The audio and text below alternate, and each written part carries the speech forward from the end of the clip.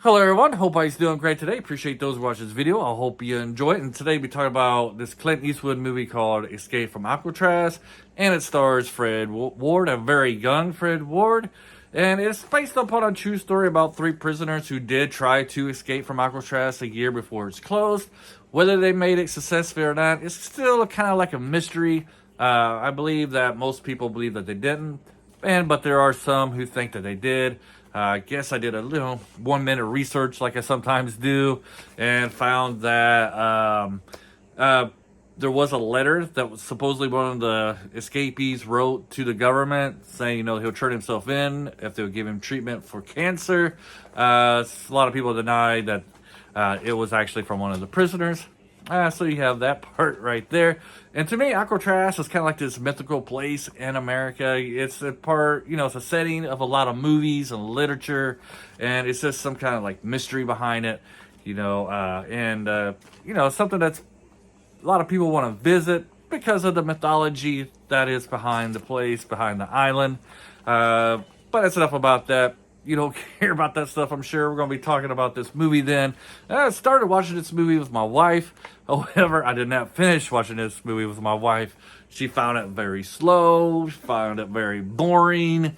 And so she left. And to be honest, this movie is very slow. And I don't know. You just have to have some patience with it and let the build up. It's kind of like a slow burn, The first half an hour, 40 minutes is you getting used to the environment of Alcatraz with Clint Eastwood, him meeting different characters that are inside this jailhouse. And I'm going to move my camera a little bit here. I didn't realize I'm going to have the shower scene there. I don't think we saw anything, hopefully. Where's I going here? Yeah, it's kind of slow at the beginning because, you're getting used to the environment of Alcatraz. The politics are in there. Like, you get to know the warden, how the jail guards are. You get introduced to a bully named Wolf, who Clint Eastwood's character takes out pretty easily. The fight scenes are very, I don't know, not very long, not very well choreographed. I guess it would be, he takes this guy out with a couple punches to the stomach and a punch to the face, and he kind of returns here and there trying to kill off our main character. There's not really a lot of action, but you do get to know some of these prisoners.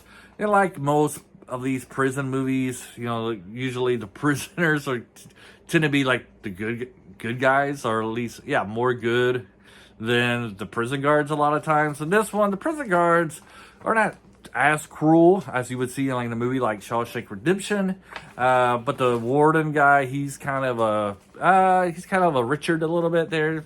Sorry, hopefully I didn't offend anybody named Richard, but he is kind of a jerk. Let's just say he is a jerk in this movie. There's a guy who loves to paint, and it's all he does, and I don't know why, but he decided to paint a portrait of the warden. Offends the warden, so he takes away his painting privileges, and he's kind of petty like that. Then the other half of this movie is about, another third of this movie is about them preparing to escape. Not really sure how much this is based off of the actual story. Pretty sure like how they escape is pretty much based off the true story, but like the characters and how these men were and the people that they interacted with, I'm pretty sure that's probably made up and just there to fill in a story to get you something more invested into these guys' story before they escape. So yes, it is slow throughout. I did enjoy it, but I kind of agree with my wife. It was kind of slow and it was kind of boring in parts. Maybe because I'm used to faster paced movies these days, and this one was kind of dragged out a little bit. Could have been maybe a little shorter, 10 or 15 minutes shorter maybe. But it was enough there to hold my interest.